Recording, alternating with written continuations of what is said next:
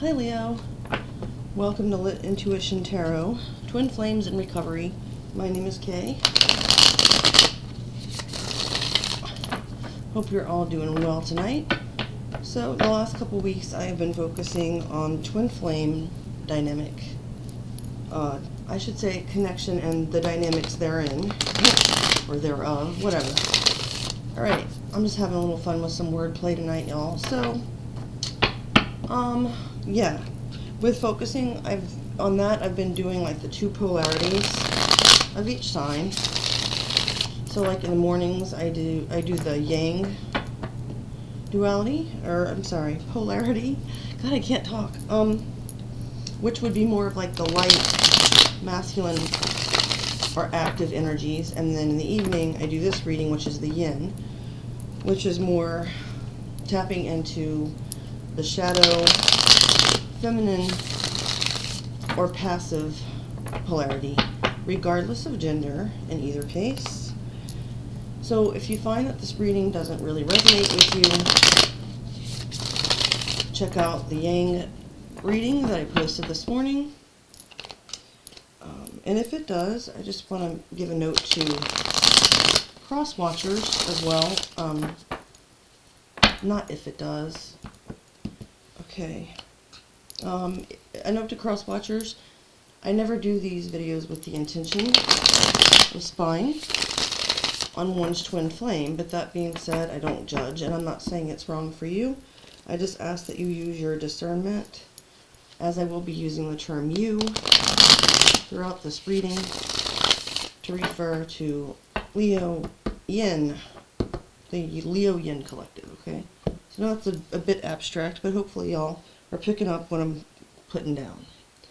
So I pre-shuffled this Fallen Angel Oracle deck before I hit record, and I'm going to split that and then take two cards from the center here as an overall theme or message for this reading. The first card is Botus, which is number 9, and it says Justice. And the second one is Berith, 27, so we've got another 9, and it says Transformation. Alright. So, I'm going to read the meanings of those from the book before we start looking at the tarot. Number 9, Botus, says Element, Earth, Planet Mars. Short-term pain leads to a lasting and just settlement. Botus can appear in dreams and visions as a monstrous and terrifying serpent. In human guise, he seems a pale, long-haired warrior with 2 horns on his forehead and pointed teeth. He bears a sharp sword with which he administers justice, cutting through confusion to reveal the root causes of disputes. He gives the courage to make difficult choices, and even though the right ones may seem harsh, in the short term, they lead to peace and reconciliation in the end. Okay. And then 27 says Berith, also known as Belberith, Element Earth, Planet Venus. When enchantment, joy, and celebration take over, remember to share your good fortune with others. Berith often appears as a beautiful huntress or warrior on horseback. Both the horse and her robes are crimson, and she has a rosy complexion. Upon her head is a crown of gold, and she often plays a harp as she sings, predicting the future in her psalms. In ancient times, she was worshipped as a goddess of music and divination by the people of Beirut. She is also the patron of alchemists, whose search for the secret of turning base metal into gold often masked a quest for the Holy Grail. I really like this deck. So I'll put those up here and clear the rest of the deck off of the table. Alright, so Leo Yin. Let's take a look at your cards. I shuffled those on camera, and now I am cutting the deck, and here we go. First card is the Four of Wands. That's Aries energy. Then we have the King of Spheres, Virgo, Taurus, sometimes Capricorn energy. Oh, my back itches. Sorry, just a second. Okay. Then we have Strength, Major Arcana for your energy, Leo. The Knight of Wands, which can also be Leo, as well as Sagittarius or Aries. And then for the bottom row, we have Seven of Cups, which is Scorpio. Then the Queen of Wands. I'm sorry, I'll tell y'all while I'm chuckling when I get to the reading. That's Aries energy, sometimes Leo or Sagittarius as well. Then we have Justice, Libra, which I think was mentioned in, yeah, Justice. That's the name of the card we pulled at the beginning. And then we have the Moon, major for Pisces and Cancer. Okay. Also, I've pre-shuffled this Pocket Edition Spellcaster's Tarot over here for clarification as needed. So the first card is a message to the runner from Spirit. So it's often known that in the twin flame connection, one person can take on more of the role of the runner and the other one the chaser. This first card is addressed to the runner, who may be the person who, say, has an avoidant attachment style, the person who might tend to ghost, avoid uncomfortable situations with their twin or communication, may actually form connections or soul ties with other partners and attempt to escape the connection, that kind of energy, who often, they might wind up feeling kind of trapped by the situation, causing them to run. We have the Four of Wands there. So, alright, I'm just going to tell you exactly what just went through my head. I was almost hearing the universe kind of go like, ha ha, like, you can run but you can't hide. Like, it's weird that it came out in that exact position. And of course, you can't run, or you can run but you can't hide is a cliche. So, but the reason I think Spirit is saying that is because it's like, because of course just telling you that, like, well, running won't get you anywhere, you're still going to be forced to marry me or whatever, that never works, everybody knows that. So I find it strange that Spirit's kind of saying like, well, maybe you're trying to run, but you're just going to wind up in this really happy, celebratory, wonderful connection anyway, perhaps with your twin flame, as the Four of Wands is also known often as a twin flame card. You don't see the four wands here standing parallel to each other upright, forming the 11 numbers, but it's still the same concept. That's, for me, it's part of the energy. So, I don't think it's very gentle, but I do see it as Spirit maybe having a way of saying, this is your destiny and you can't really run from it, just period. But I want to see if I can get a clarifying card on that. I'm actually asking for 3 or more, just to get a little more information, as it seems a little harsh. Not that I'm one to judge Spirit. So we have the Seven of Wands, your own energy, Leo. Okay, 2 messages I'm getting from this. For one, it's kind of rubbing it in a little more, saying even if you stand ground and protect yourself by trying to run, it's still going to happen. On the other hand, I see it as being this connection is protected, and that's why. And I have a feeling that, like, once you get to the victory within it and you can see its value, that you will feel like it is something you want to protect yourself. That's what I'm hearing. The next card we have is the King of Spheres. This is a message to the chaser. So if you find yourself being the person who more often initiates communication with your twin, spends a seemingly inordinate amount of time thinking about your twin, perhaps trying to project telepathic messages, or reaching out first even when you tell yourself that you're not supposed to or you shouldn't because you're afraid of chasing them away, but then your need just overwhelms you and then you justify it by saying things like, yeah, but I'm not into games, I'm too old for that shit. If I want to talk to a person and I'm thinking of them, I'm just going to tell them. Nobody believes in that thing anymore about how men like to chase women, or women like guys that are hard to, get, or who have all the other, all the bitches and, whatever. Whatever. Okay, so I say whatever a lot. It's only because these thoughts seem odd to me. They're not really things I would normally think, and so I need to kind of get over that habit. I'm not trying to dismiss what Spirit's saying. I'm just saying hopefully some of these energies resonate with you. Not that I've never experienced any of them, but you get my drift.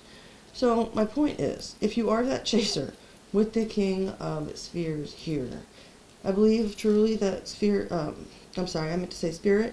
is calling attention to your value and to your worth as a human being, regardless of this connection. So whether you are with your twin flame or in separation, it's important to realize that male or female, gender does not matter. You are a boss, even if you're not financially completely stable. If you're not a boss or a CEO or a business owner, still who you are has inherent value. And Spirit is asking you to recognize this, because if you realize that you are whole within yourself, which the King of Pentacles is pretty close, then you realize that you don't need to get outside validation, even from your twin, in order to be complete and valuable. I'm not going to clarify that, as it seems pretty clear cut. The Strength card for the force that pulls you guys together. You could be dealing with a Leo, but certainly another Leo, I should say, but it doesn't have to be. In either case, the two of you admire one another's strength. There's a mutual respect, and there's also compassion for the times when flaws are revealed. Leos are often well known, for their pride, both in the positive sense and then more on the shadowy side as a type of arrogance, perhaps. But, the two of you sort of admire these qualities in each other. Your self-confidence, and, it doesn't mean that you're all in your ego all the time on your high horse. Truly great Leos, that I've known a lot of Leos. I have a lot of Leo in my chart. They do know the value of humility. And this is in the upright, so I'm not saying anything about ego, honestly. It's just that you both relate to each other in that way. Don't really need to clarify that either. This, however, well, the Knight of Wands is about what's so great about your connection or love. I will ask for 3 cards or less on that. So we have the Knight of Wands. He's often noted as being somewhat fickle or inconsistent, which is the negative side. But on the positive side, he's very passionate, enthusiastic, charming. He could be very seductive. Like in the sense of charismatic, and getting people excited about his ideas, that kind of stuff. You guys are attracted to each other on a physical level. Spirit, please give me 3 cards or less. We have the Star there, which I think is nice, because that was kind of, I think, in Spirit's answer to me saying, sometimes they're a little bit inconsistent or in and out. But this shows that, it's more of just based on the playful kind of energy, and that can be very healing to both of you, when you're together, that you can kind of have, that childlike passion. Well, those 2 words probably don't go together very well. The childlike enthusiasm for things, and even in particular for the twin flame connection to some degree, because to me the Star here represents, destiny and fate, and what you're being led toward by the divine. Aquarius energy there, if I didn't mention it, in case that's significant. And I'll move on. There was one other thing that had caught my attention about this. Oh, it's what I was trying to say with the, I mentioned before that about the inconsistency and how the Star was Spirit's answering me that on that concern. That no, obviously that Star is fixed, and it's a very well illuminated place for you to both sort of head together, if that makes sense. Okay. Now, what complicates the connection? 7 of Cups. Oh, well, like I said, you could be dealing with another Leo or fire sign. Not that that's that card, the card Scorpio. But the reason I'm bringing that up is because if you are dealing with 2 people who are very charismatic, attractive, charming, etc., then temptation can be an issue. Perhaps you're both very attractive, or you both put off a very healthy, magnetic, sexual type of energy. Nothing, inappropriate or whatever. Or maybe sometimes it is. I don't know. Maybe that's why it's here in the what complicates the connection position. And I'm just talking, as things come to me, but it strikes me that the 2 of you having many options available to you can cause friction in the union, or prevent it. And it's normal, especially if you're on the younger side, which in Knight energy, generally that's between mid-20s, mid-30s, that kind of range. Then it's normal to still be tempted by other people, perhaps on a physical level, to be attracted to other people, that kind of energy. Even if you don't act on it, it can be quite common. And especially if you have, if you are appealing to others for whatever your positive traits are, then there's going to be a lot of people that want to come around, and especially when you start getting into, which I'm not going to do very much in this reading, but I will briefly mention spiritual warfare here because to me it's important. People, the devil will use whatever he has to lure twin flames at times away from each other for reasons which I'm not going to go into right now, but if you know, you know. And so a kind of spiritual warfare can arise, and one of the devil's favorite tools for that, because it's so, well, because there's a lot of reward in it, is that, he throws other sexual temptations at them. And that's not even to say that monogamy is the ideal here. I mean, I understand there are people that are into poly and all that, and again, that's a discussion for another reading. I'm only saying that because I'm not trying to imply that it's only the union of a man and a woman together, whatever. That's perfect. I understand there are other situations that exist. But in this case, it has caused friction in the connection. So with the Queen of Wands here for how your twin is helping to heal you. Your twin makes you feel sexy. They make you feel confident. I believe that you're capable of feeling these things on your own, especially since the Leo energy draws you two together. But it's really helped you to step into your power as, in your Queen of Wands energy. I really like the Queen of Wands. How you're helping to heal your twin? Justice? I'm picking up in a sense that your twin flame may feel that you're like a reward for deeds that they've done well. This isn't even really about emotions or anything like that. It's restoring your twin's sense of fairness and balance in this world, and that sometimes things are just. Take that as it resonates. I'm not going to clarify that, but I will clarify the Moon card. I said the same thing to Aries. It's almost kind of oxymoronic to say that I'm going to clarify the Moon, but I'm going to because this is the energy of the two of you when you're together.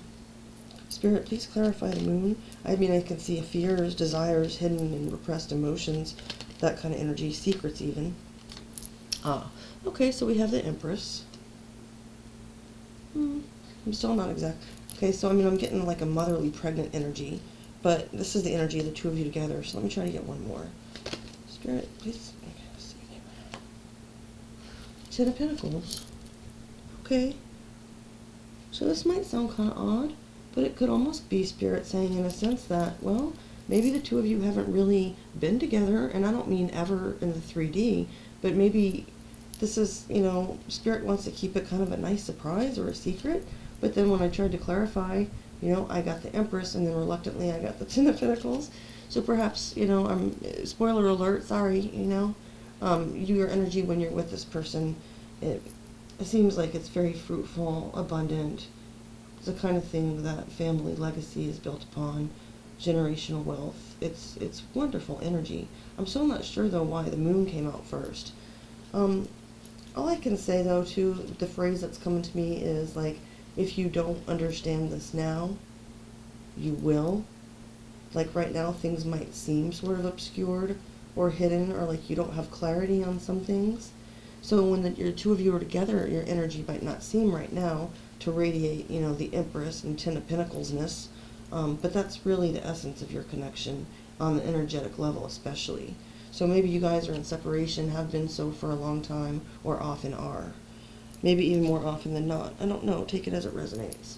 So to end the reading, I'm just going to pull 2 cards from this pre-shuffled Twin Flame Oracle deck. We have Surrender, Detach, Trust, Free Fall, Have Faith that all will be well.